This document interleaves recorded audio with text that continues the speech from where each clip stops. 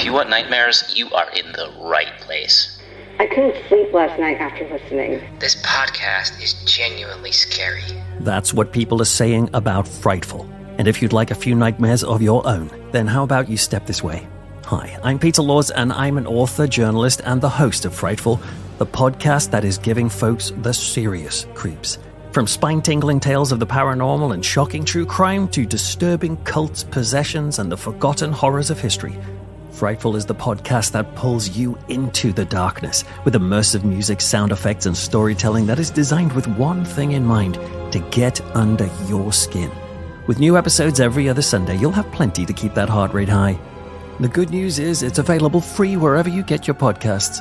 The bad news is that after listening to this show, you might just have to spend a few more cents on electricity.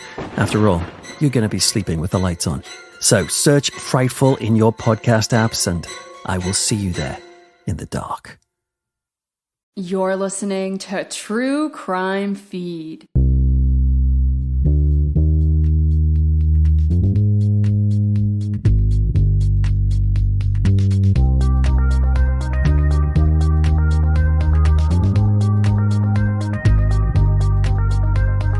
Welcome to True Crime Feed. I'm your host, Angela Ferrari, reviewing the best true crime podcasts from the past decade with a teensy bit of humor, plus my top 3 true crime picks of the week.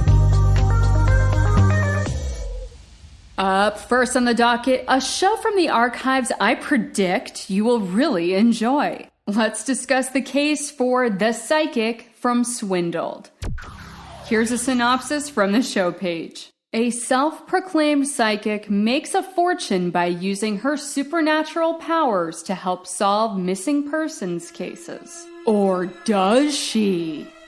That's right, today we're talking all about Sylvia Browne. And to take your listening experience to the next dimension, go to thetruecrimefeed.com and sign up for my newsletter, where I curate visual aids to accompany the show. You will see Sylvia rocking her flowy tops on various television appearances through the ages. Plus, photos and links from cases she consulted on.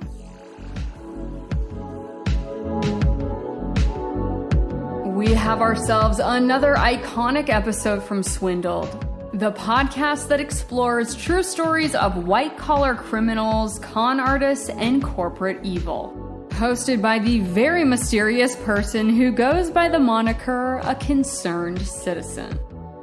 The Psychic originally aired back in 2018, and he goes pretty hard in the paint for Sylvia and psychics in general. But in spite of Swindled and many other critics, Sylvia continues to have a huge fan base even 10 years after her death, gathering new followers after a famous influencer tweeted about Sylvia predicting COVID.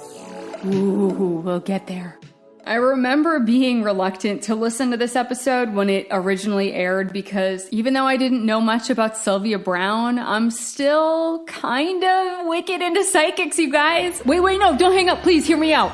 I know people who have had very powerful, life-changing sessions with mediums. Plus, there's this book called Many Lives, Many Masters. That's one of my favorites, all about hypnotic past life regression. And I concede, I know it all sounds super duper hippy dippy woo woo witchy, but I'll admit I'm here for it, man. But make no mistake, even though I'm open to all kinds of possibilities and frameworks for understanding ourselves and our journey through the universe, I am also very much aware that there are fraudsters out there who exploit these practices, preying on the vulnerable for their own personal gain. So let's take a second look at Sylvia Browne and decide if she was one of those people. Did Swindled get it right?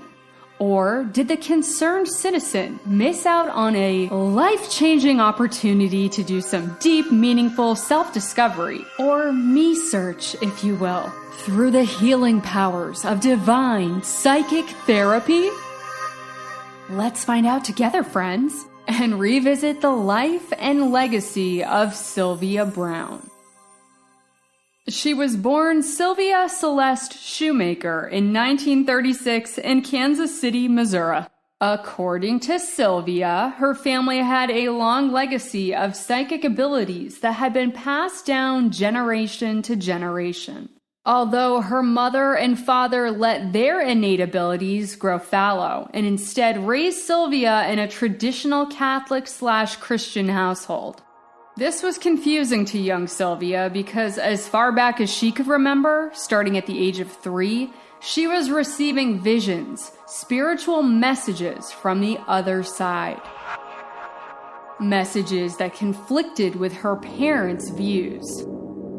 Luckily, she had her maternal grandmother, Ada Coyle, to help her make sense of her psychic gifts.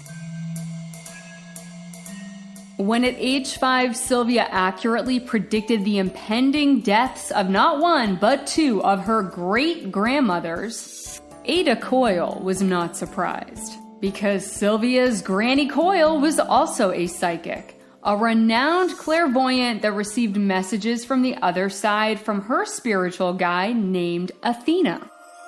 Granny Ada Coyle encouraged Sylvia to listen to her own inner spiritual guide named Francine.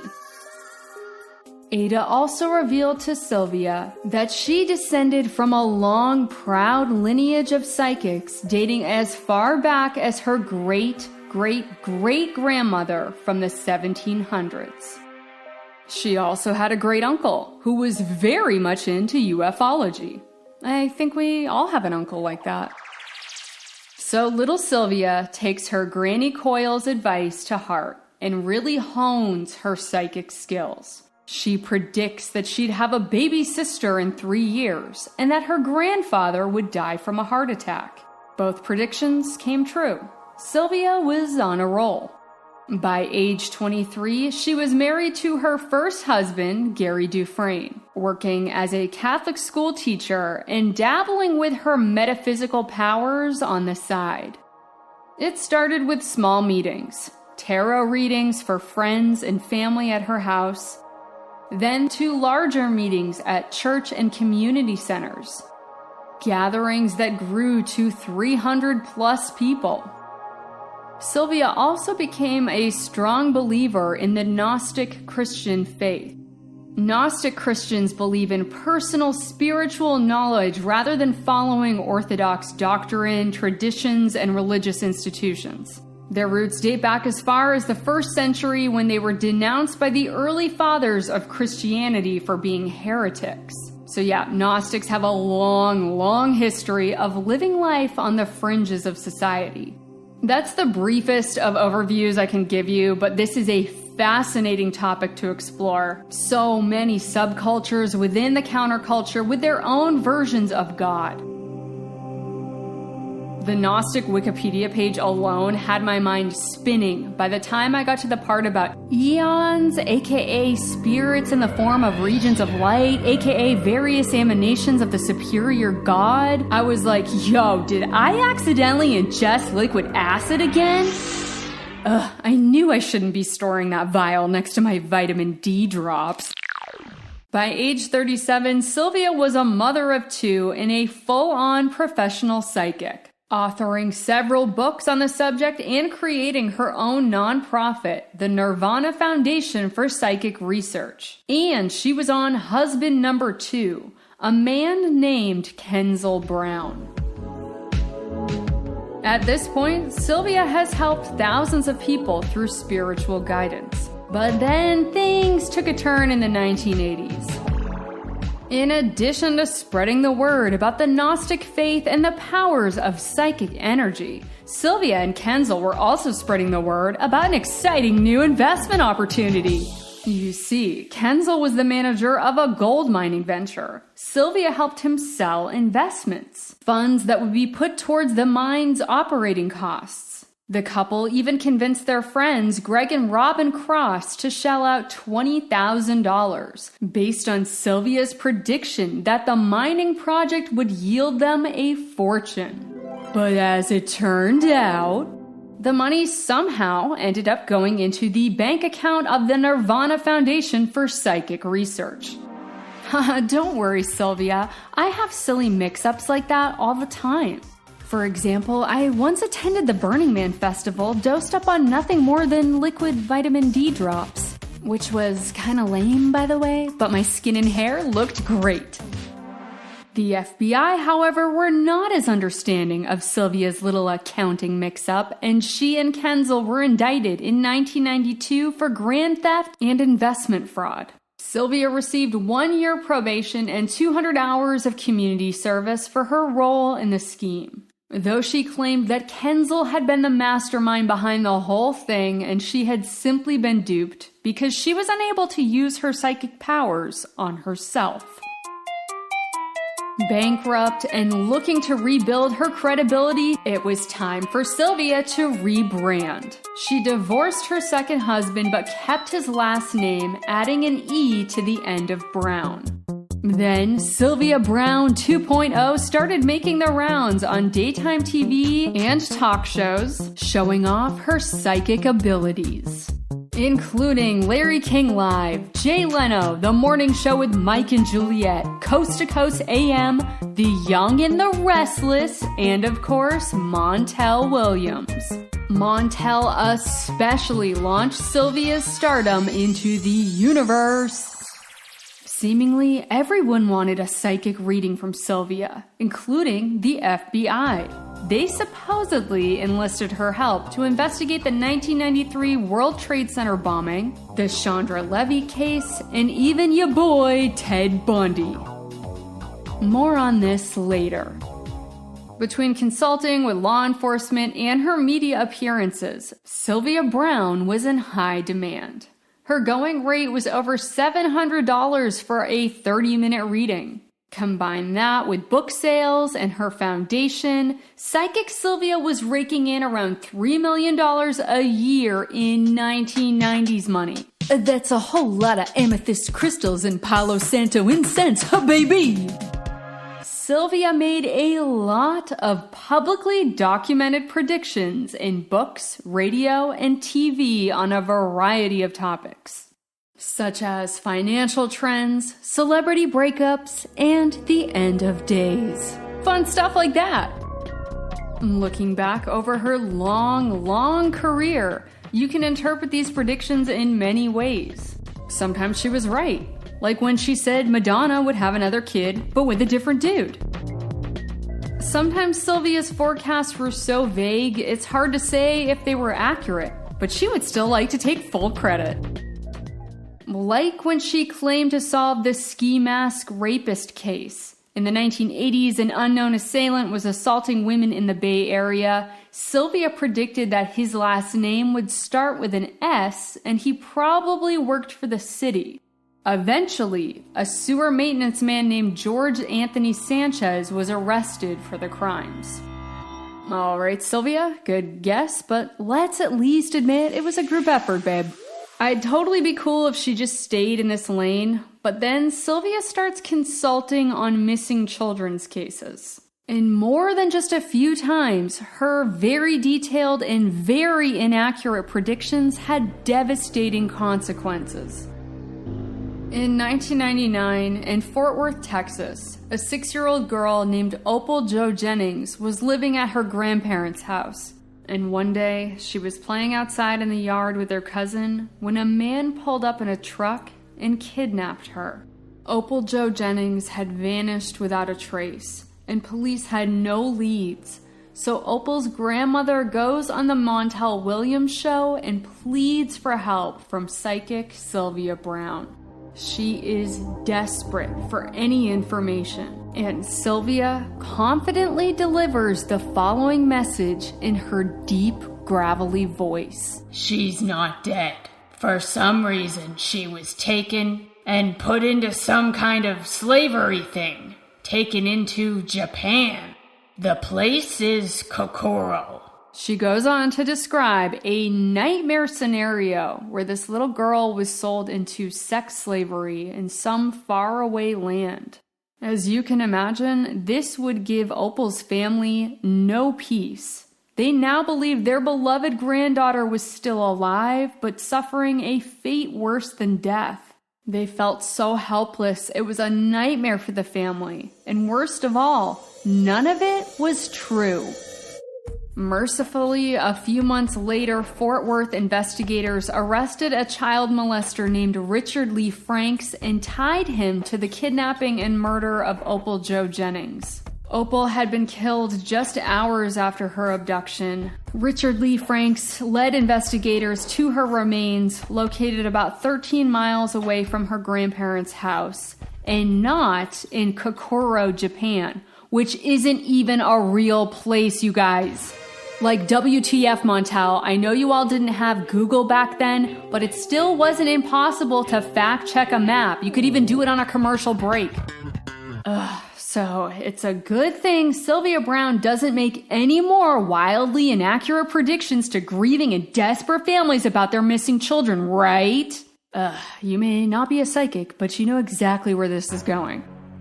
In 2002, Gwen Cruson goes on Montel's show, desperate to ask psychic Sylvia Browne for answers about her missing adult daughter, Holly. And Sylvia tells this mother that Holly was still alive and working as a stripper in LA. In response, Gwen Cruson drops everything and spends weeks scouring seedy clubs all around Los Angeles, pleading with dancers and bartenders, passing out pictures of her missing daughter, Holly. There was no trace of her anywhere. Probably because Holly had already been dead for months, her body lying unidentified in a morgue in San Diego. But don't worry, you guys. Sylvia wasn't just giving parents false hope that their deceased children were still alive. No, sometimes she told them their kids were dead when they were still very much alive and in desperate need of rescuing. In 2002, in Richwood, Missouri, 11-year-old Sean Hornbeck was last seen riding his bike over to his friend's house when he disappeared. His parents, clamoring for answers, go on the Montel Williams show, noticing a pattern here? Pleading with Sylvia Browne for any information. And again, she made a confident proclamation, telling these parents that their beloved son Sean had been abducted and killed by a dark-skinned man with dreadlocks. As you can imagine, this was a huge blow to the parents and the rescue team hoping to find Sean Hornbeck alive. The case went cold for over 4 years, until another young Missouri boy went missing, 13-year-old Ben Owenby. An eyewitness led police to their prime suspect named Michael Delvin. 4 days after Owenby's abduction, police searched Delvin's apartment and found Ben Owenby and Sean Hornbeck both alive. In 2007, Delvin was sentenced to 74 life sentences plus 2,020 years. Oh, and by the way, his skin is pale white and his hair is super short and wispy. So you'd think Sylvia would maybe take a time out, have a meeting on the mound with her spirit guide, maybe even consider pulling Francine from the game. Cause this is a real bad look, Sylvia. If you're gonna make wild predictions on live air, probably best to stick with the celebrity gossip and financial predictions, right? Sylvia? Sylvia! Oh god, she's back on Montel, you guys. This time it's 2003, and it's a woman named Lawana Miller who is imploring famed psychic Sylvia Browne for help. And this is the worst one yet. It's about to get real dark, so feel free to skip a few minutes if you're not up for it. Okay, so Lawana Miller's 17-year-old daughter, Amanda Berry, went missing a year earlier in Cleveland, Ohio. Amanda was last seen leaving her job at Burger King. And when her family sounded the alarm, police figured she was just a runaway and didn't give the case much credence. That was until an anonymous man called Barry's parents from her cell phone and said, quote, "I have Amanda.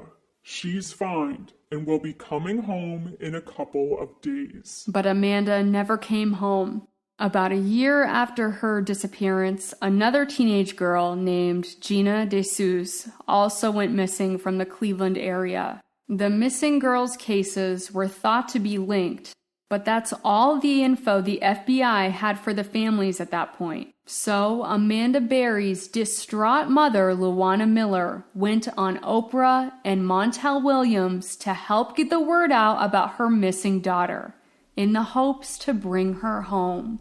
What she got was a nightmare prophecy from Sylvia Browne. She's not alive, honey. This news crushed Luana. When asked where Berry's body was, Sylvia says it was somewhere in water. Finally, Luana asked if she would ever see her daughter again. Sylvia replied, "Yeah, in heaven, on the other side." Luana was devastated. She starts taking down photos of her missing daughter and giving away her possessions.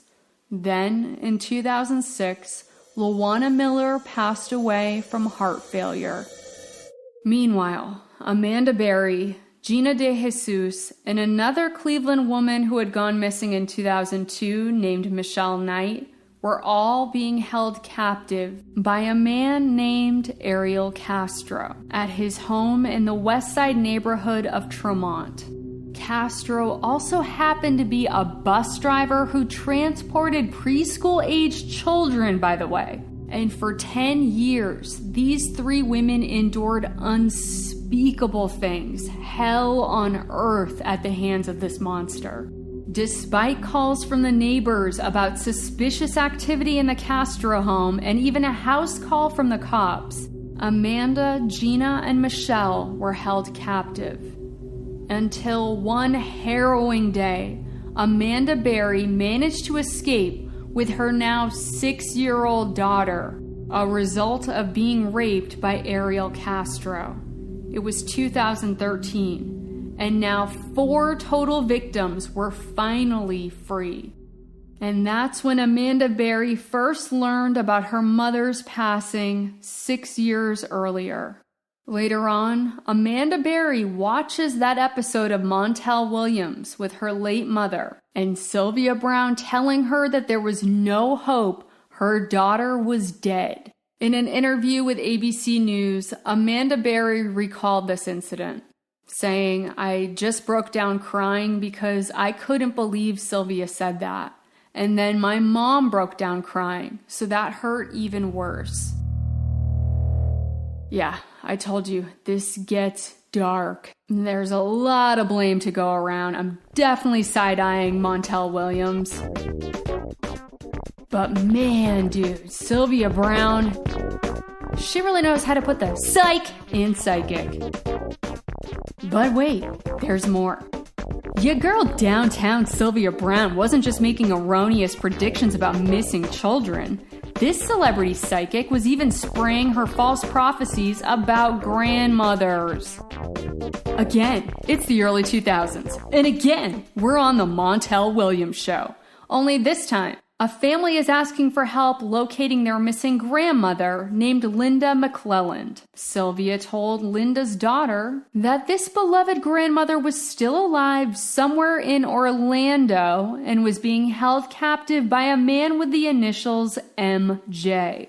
When in actuality, Linda McClelland had been strangled to death by her son-in-law named David Rapaski. Oh, and did I mention that Rapaski had been in attendance during Sylvia's psychic reading on the Montel Williams show? When confronted about all of these very public, proven false prophecies, Sylvia's reply was, "Only God is right 100% of the time." Well, I can't tell you Sylvia's exact error rate. In total, I came across 24 documented missing person cases that Sylvia publicly made predictions about that verifiably turned out to be wrong. Again, she had a long career and made tons of documented projections.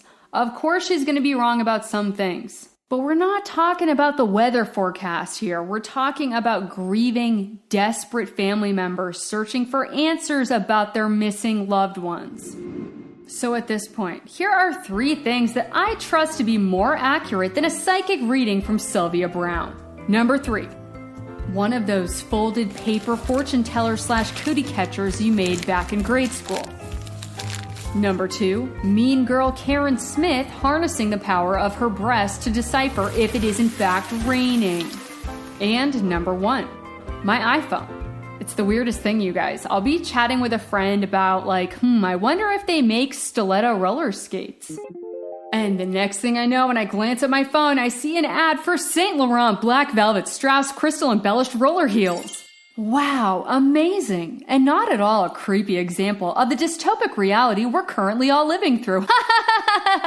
Anyway, despite all of these other more accurate ways of psychically collecting information, daytime TV and talk show fans alike were obsessed with Sylvia Browne. On January 2nd, 2006, she goes live on the air on Coast to Coast AM with George Noory. This was just as the news was breaking about the Sago coal mine explosion in West Virginia. This event honestly deserves its own podcast episode. The mining operation had been cited 208 times the prior year for violating regulations. 96 of those citations were considered significant or substantial. And just 3 weeks before the explosion, a miner named Randall McCloy recalled discovering a gas pocket which tested positive for methane. He shut the area down and reported it to his superiors. The following day, he said that the area was reopened and the leak had been plugged with some glue that was normally used for bolts. 3 weeks later, there was a methane gas explosion, which trapped 13 miners. The news broke and the media was clamoring for answers. There were conflicting initial reports, some outlets claiming that 12 of the 13 miners were still alive and a rescue mission was underway. Others reported that there was no noise coming from inside the mine and therefore survivors were unlikely.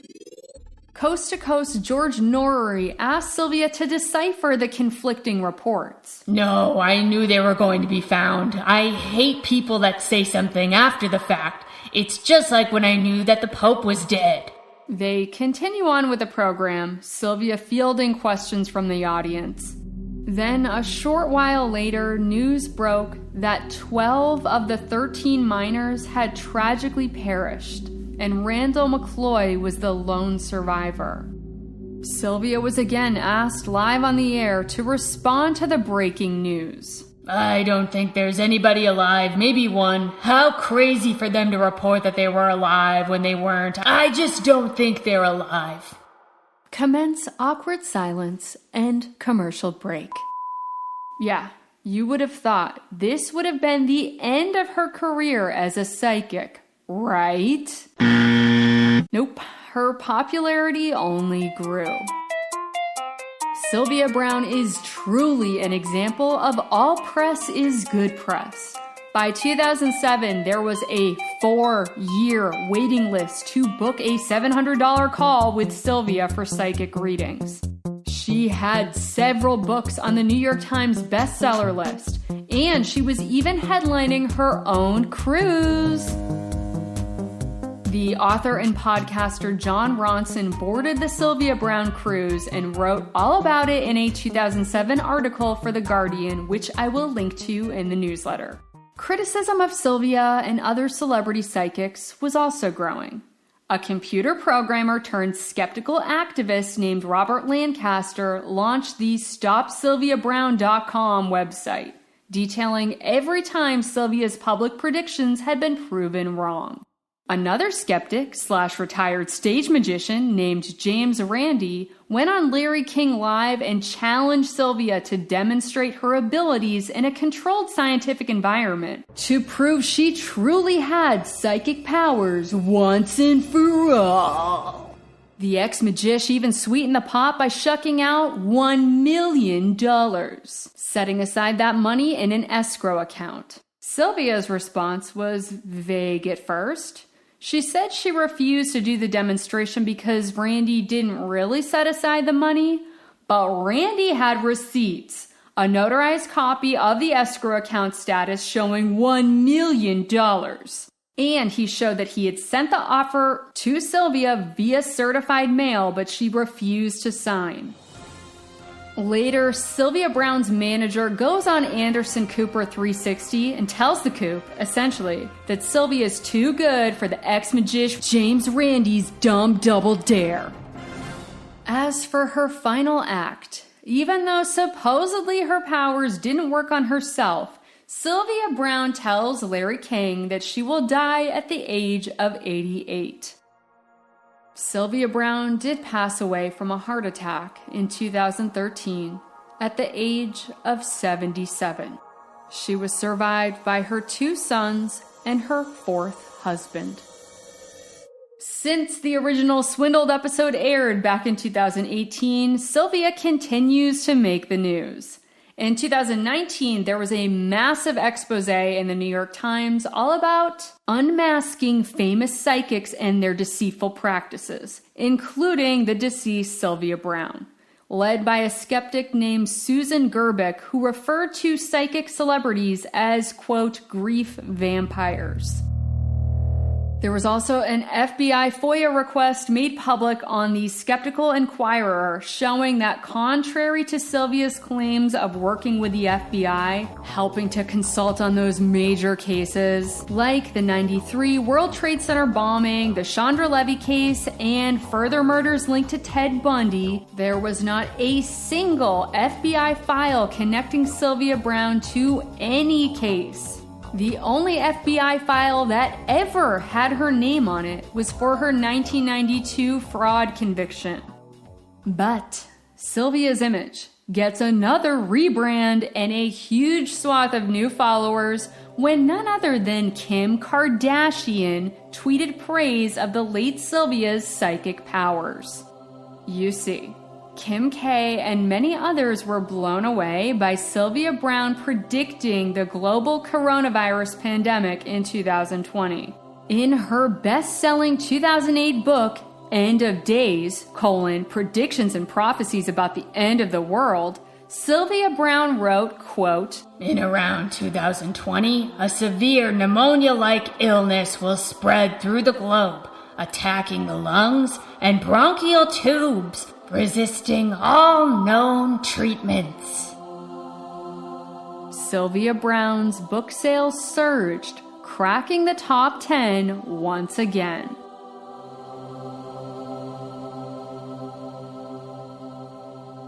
Whew, okay, after all that, here's where I land. I still believe in psychic abilities. I even believe that at one point Sylvia Browne had those abilities, especially in her childhood. But somewhere along her way to fame, she lost them.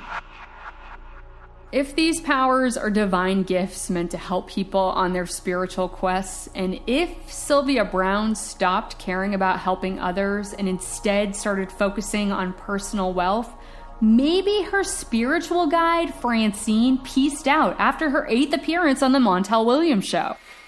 When researching this episode, I came across Sylvia's website. It's still up and now being run by her son, Chris Dufresne. He also runs the Facebook group with over 300,000 devoted members. Members who write comments expressing how much his late mother, Sylvia, changed their life for the better. There are also people whose lives were damaged by her words. Both realities exist at the same time. You know, maybe we're all just spiritual beings having a human experience, and to be human is to be flawed. All we can really do is measure our lives by the lessons we learn and the tasks we complete. So I'm learning to cultivate my own innate, divine, psychic intuition. After all, I knew you'd listen to this episode. Whew, my goddess, this one kind of had me shooketh. Definitely interesting to revisit this original Swindled episode. I agree with a lot of the concerned citizens' sentiments on Sylvia Browne, but I do think his overall takedown of psychic powers as a whole was a little short-sighted, if you will. Let me know your thoughts all about Sylvia Browne. You can contact me telepathically or email me directly at angela@thetruecrimefeed.com. Or join the True Crime Feed Facebook discussion group. If we've learned anything from today's episode, it's that to keep an open mind, but don't be so open-minded that your brain falls out. And as always, be kind to fellow true crime feed and psychic friends. Stay tuned till after the break to hear my top 3 podcast power ranking of the week. Hey you. I'm so glad we found each other and get to share our special love for true crime podcasts. I don't ever want you to miss out on a wild story. That would be a crime in itself. So be sure to hit that follow or subscribe button on your podcast app and share your favorite episode with a friend so the next time you see each other, you can splurge about your latest true crime obsession. Thanks for spreading the word, and now back to the show. And we're back. Before we start the ranking, all right, I've heard a lot of good things about Media Pressure, the new podcast about the Maura Murray case as told by her family. I was hesitant because I've spent so much time agonizing about that case. The more details I've learned, the more I'm baffled. But I'm going to give it a listen for you, dear listener, and report back to let you know if it's worth your investment. I am also excited/nervous to check out The Rise and Fall of Ruby Frank. Excited because of the subject matter, exploring the dark side of momfluencers, and nervous because this one's coming from Wondery and their shows have been soups hit or miss lately. So I will keep you abreast of my thoughts and feels about these trending pods. And now here are the 3 shows currently trending that I think are worth a listen. I present to you this week's podcast power ranking. At the number 3 spot, we have Varmintown. Here's a reminder from the show page. 2 years ago, Kyle MacLachlan, the star of Twin Peaks, called investigative journalist Joshua Davis with a strange story. Kyle had heard a rumor that Pablo Escobar did a deal in the early 1980s with a remote coastal southern town of 300 people. In exchange for vast wealth and limitless cocaine, Escobar would be allowed to land planes and ships in the area. Over the last 24 months, Josh and Kyle investigated the rumor, journeying to Varmintown to knock on doors and find out what really happens when a fire hose of money and cocaine is turned on a small, tight-knit community. I just finished episode 6 titled Attack Turkeys, and yes, it's as funny as it sounds. Seriously, this cast of characters is straight out of a Coen Brothers movie. I could watch an entire mini-series just about the Taiwanese pilot named Chang. My only knock on the show, besides the absorbent amount of ads, is that there is a huge cast of characters and it can be difficult to keep straight from week to week. So this show is a great candidate for a binge listen road trip. Because you are in for a wild ride when you set your GPS to Varmintown. At the number 2 spot, we have Murder 101. Here's a summary from the show page. In a small Tennessee town, a local serial killer was caught by the most unlikely investigators. A group of high school students led by their teacher, Alex Campbell. Throughout the course of one school semester, the class pieced together a 30-year-old mystery and identified the killer behind at least 6 brutal murders. Shockingly, while the Tennessee Bureau of Investigators publicly agrees with their theory, no charges have been filed against the murderer. While some sleuthing students already have graduated, they, along with a fresh crop of current high schoolers, still want to finish the assignment once and for all. There is an unforgettable detail in a recent episode that I want to highlight. A TBI agent informed Alex Campbell that they will never know the true number of victims because a coroner admitted to this agent that if there was any sign of drug use, they used to mark these women's cause of death as a drug overdose, even if there were clearly signs of strangulation. Yeah, I guess I shouldn't be shocked at this point. There are some skippable parts in Murder 101. The not talk goes on a little long for me, but what makes this show a must listen is the Alex Campbell interview with the only known survivor of the Bible Belt killer. The whole time this woman is speaking, I just want to reach out and give her a hug. I hope this project is healing for her too, and that more families can find closure through Murder 101. And at the number 1 spot, we once again have Hello, John Doe. Here's a rundown from the show page. At age 45, Steve Patterson made a shocking online discovery. His own missing persons page. Desperate to uncover why he had been included on the list, Steve called Todd Matthews, a missing persons investigator in search of answers.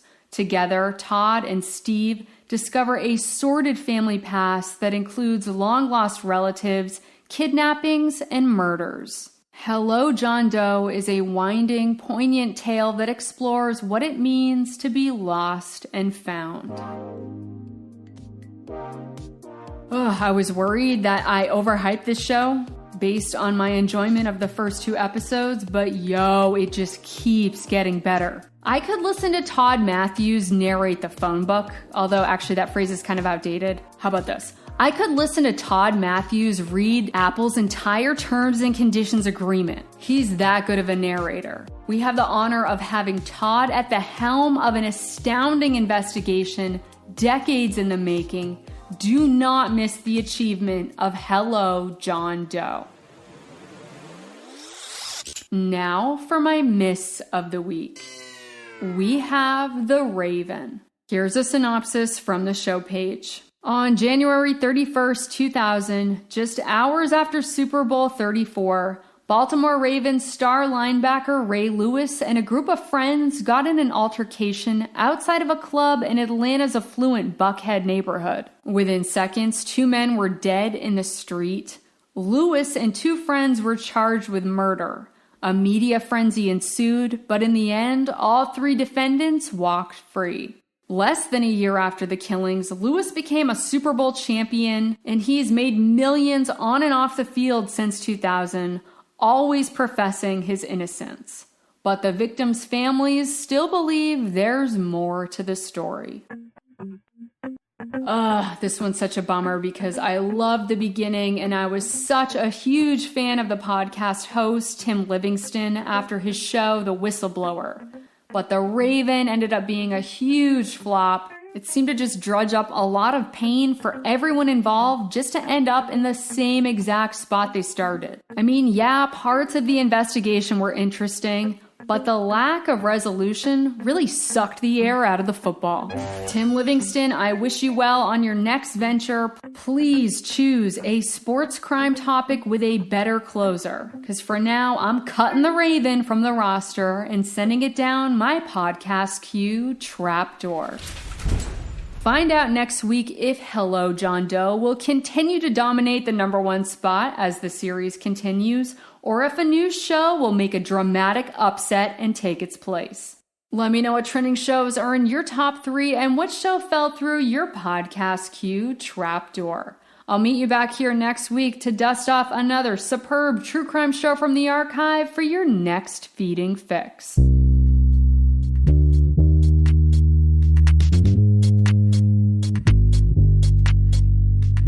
That's all for today's True Crime feed. Don't forget to sign up for my weekly newsletter where I post links to my top 3 favorite shows of the week and bring you fabulous visual aids for every episode. Be sure to follow the show on Instagram, Twitter, and Facebook to join the conversation. And if you enjoyed this episode, please leave a review and tell your fellow partners in crime to tune in to True Crime Feed. Thanks for riding along and allowing me to be your audio accomplice. Join me next week for another feed-in.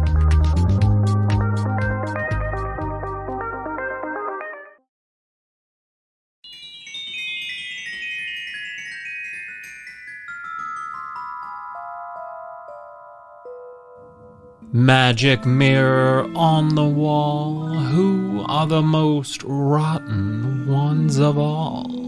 Hello, my darlings, and welcome to Rotten to the Core.